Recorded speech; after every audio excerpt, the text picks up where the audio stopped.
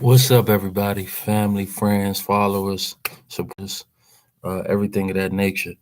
I am making this video. I know it's been a minute, man. It's probably some months, but as I said before, and I'm just in the house. Like this channel right here isn't meant to be professional, which is why I don't have the page under any of my business names or anything of that nature. Because I don't really do this for profit or anything like that. I just naturally I like to share game and chop it up and give a game and receive game. So anyway, that's why I'm in my robe and shit like that. Pardon me. I'm just in the house eating some Cheerios. And I was thinking about how I know a lot of folks right now I want to talk about career versus hobbies. Hobbies versus career. Um let's see. Um I was just thinking the other day, like a, one of the biggest disappointments to me, and I'm gonna use the music industry as an example because that's really what's coming to mind when I'm talking about this. Um, there are very gifted individuals, talented groups um, that I know for a fact uh, could really probably make some noise and make a name for themselves if their work ethic matched their level of talent. Like I guess for me, yeah, if you don't have a big budget, I'm sorry, a major machine, a major record label that notices you and throws a bunch of money your way, it's gonna seem or feel impossible to really break through and gain listeners and genuine supporters. But that may have held a lot of truth. We're in, we're creeping up on 2000, the year 2019. That may have held true 30 years ago, but now, even 20 years ago, but now with the web and the net, um, honestly, man, like it's literally a click of a button to blast your music out to the world and be up. Now, I understand it's super saturated and this and that, and people get discouraged from trying to find good music because there's so much shit out there. But honestly, man, life is long. We have a long time to live. Um, And so I feel like just take your time and comb through that shit and eliminate the bullshit and stick to the shit you like as a listener, even if you are just an artist, because then again, you're supporting as well. You don't want to be one of those artists that you want to make music and just want your art to be supported. I feel like as a musician getting into the art community, you have a responsibility to be a supporter as well as a creator. So to try and organize my thoughts and what I'm saying, I'll give an example of hobby versus career. Now, you may be extremely passionate about working on your music, on your craft. You may be extremely passionate about um, going to the studio, fucking around. But so I know some cats right out of Northeast and Southeast DC, Washington DC. These guys, they can rap. They have natural chemistry in the studio. They have a good sound. They have a great concept behind their whole movement. But these niggas probably like they were playing some music the other day and they had songs. They were playing songs from they were playing songs from like 2012, 2013. I'm like, dog, like why y'all just holding this shit, just playing it for each other and playing it for your homies around the way? Like we got the internet, dog. Put that shit online. You know what I'm saying? After a while, you lose sympathy for niggas. It's like you keep holding on to this music, fuck around 10, 15 years gonna go by, and no one's even gonna want to hear this shit. Um, like it's if you're going to work and getting off work every day, just to go home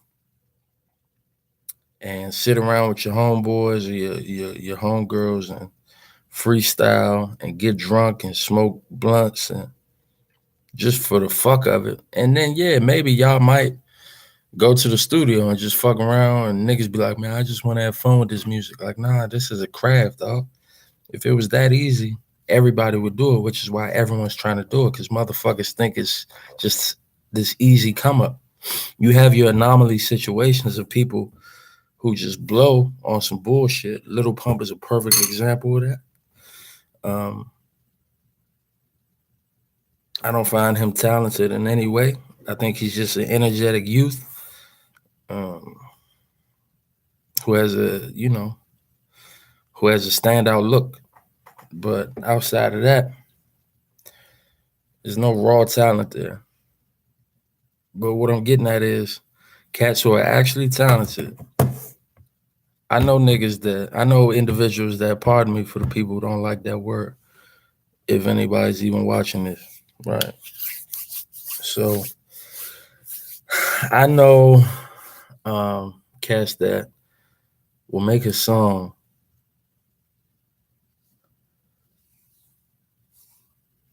really not put a lot of thought into it, but it might turn out dope. But then they spending all their money on buying bottles every night to feel like they live in some kind of certain lifestyle, buying ounces of weed to feel like they live in some kind of certain lifestyle, buying clothes and shoes to feel like they live in.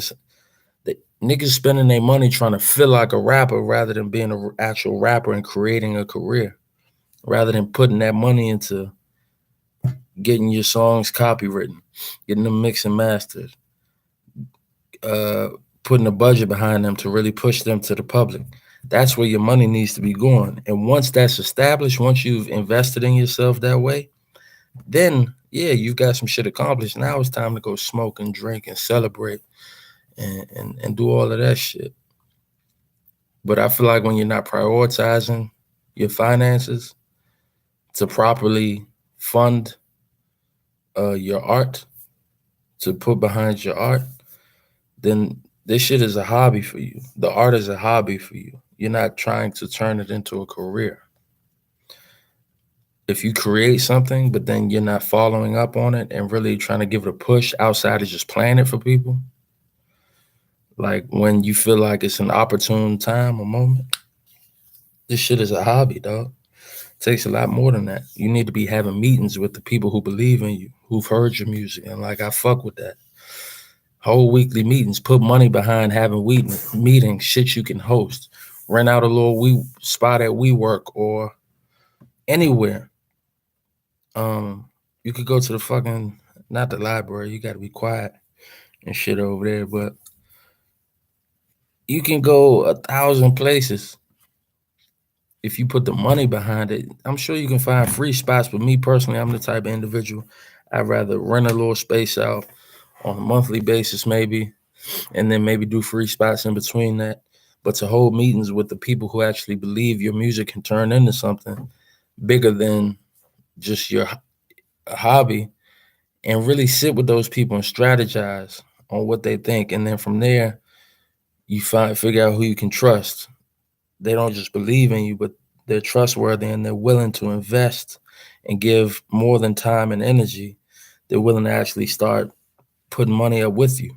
Once you have that established, now you have a team. You all go to the bank, create a bank account strictly for this mission that you all believe in. Put a certain amount of funds in there every month, and that's your monthly budget. And so every month you need to be chipping away while in the process still creating more art. But you need to be chipping away at the things you need to do to make yourself a known force to be reckoned with. It's cool if niggas just know, oh yeah, he be freestyling when he gets drunk, or he be freestyling when he smokes or gets high. We be chilling. We got off work and we had a little cipher or whatever. Whoop, whoop, whoop, whoop, whoop, all that shit, right? Sounds familiar? If it sounds familiar to you, I'm probably talking to you. Uh, yeah, man. If it sounds familiar, then music is a hobby for you. The art form of creating songs for people to enjoy is a hobby for you. It only becomes a career when you start to get organized and take the proper steps toward like researching the industry, past and present, to figure out how you're going to engulf yourself in it and how you're going to move within this industry, the structure of this industry today, to make it work for you. You don't want to get into the industry to work for the industry. You want to learn the industry as much as possible. But that's the thing about being an artist.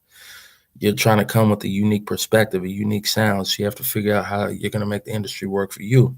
But you should be knowledgeable and know the industry. So if you're not, number one, studying, number two, uh, investing in yourself and your brand and your vision and your music, getting it mixed and mastered to get the best quality out of it, um, getting dope artwork done, getting dope photo shoots done just to keep visuals up, keep people's minds fresh about who you are and what your brand is and what your movement is.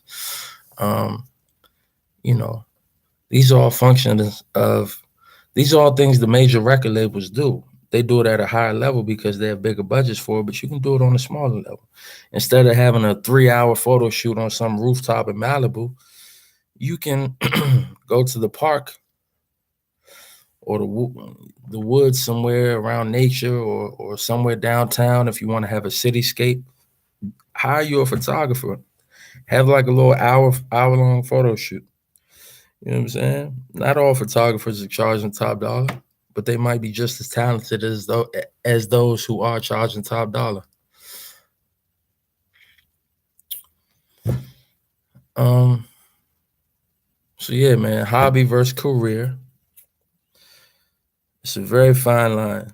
A lot of people think because they recorded a song and a few people have said, "Yeah, I like you," then it is, they felt like they've done something. But honestly, until you're there where you want to be, until you're like booking shows for yourself and you're really going out and touching the people, touching the public, you're setting up interviews. If you need to go out of town and start doing interviews, that's another thing where budget comes into place. Your monthly budget, be putting money aside and set up dates aside, take vacation 2 months in advance from your job to set up times to go out of town with you and that team you created and start touching other markets. Find out what the hot hip hop clubs or whatever genre you're in, find out what those clubs are in those cities. Uh, contact those venues, send them your music, send them um, a video of your live performance, of your live show. Tell them, hey, we don't have a following out there, but we'd love to, try to create one. Give them something to reference. Give them music. Give them visuals. You have to take those chances, and you'll be surprised, man. With that confidence and that kind of work ethic, that kind of level of organization in your movement, people will take to that. Smart people will. Smart business owners will take to that. They'll be like, hey, these motherfuckers seem serious. Let's give them a shot. They might schedule you on one of their slower nights at the club. But hey, man, it's an opportunity to go out of town and touch people that may have never heard you otherwise. You fuck around and kill the show, people start coming up to you after the show. Yo, where y'all from? Or what's y'all name? Whole time you be like, I'm such and such from DC. I'm such and such from wherever. And now that we have the web and the internet, hey, here's our social media, or here's our website. Another thing you need to invest in. You can't just rely on social media because of the oversaturation of social media. You become that standout factor. And watch after this video, a bunch of people have websites. But you become that standout factor when you do shit that the masses aren't. Like, you create a website. You don't just have. But listen, man, I'm not going to give y'all all the game in one sitting. Don't give it up too much.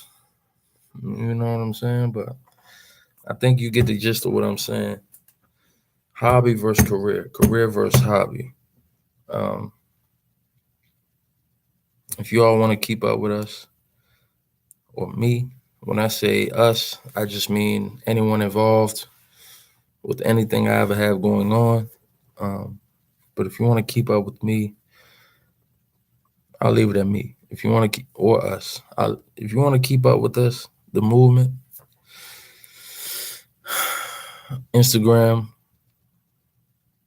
DD_management. The DD stands for Diamond District. That's the management company, management group.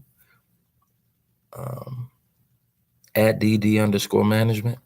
Made World Music. At Made World Music. Both on Instagram right now. Haven't branched out to Twitter. A lot of these ideas, see, these are things that go on in my own mind about my own endeavors. And again, I like to share them, really self-document this stuff. I go back and look at this all of the time and just to remind myself of thoughts I've had. And, I like to archive these sorts of things to always be able to go back and remember, take some of my own advice. And so we're strictly on IG for now, or you can follow us on Facebook. We do have a Facebook page, Made World Music. Look out for our artists, man. Got the universe coming up if they can get it together. We've got L, who seems to have got it together, and that kid is phenomenal. That guy's phenomenal. Pardon it, but yeah, that's what it is. Everyone. Diamond District Management, Made World Music. If you see this video and you took anything from it, Diamond District Management, we offer consultation services, one-time fee for that for the initial service. And if it's something you feel like you were able to benefit from, then we offer a long-term package as well to really be on your team for consulting services, management services, etc. So shoot us an email, diamonddistrictmanagers@gmail.com, diamonddistrictmanagers@gmail.com, or madeworldbusiness@gmail.com for any music inquiries. When I say music inquiries, I mean artists who are interested in partnering with the independent label. And peace out, man. Hope everybody's prospering and doing their thing. And for those who aren't, that's what the people who prospering are for, man. We're here to be each other's crutch. You know what I'm saying? Love.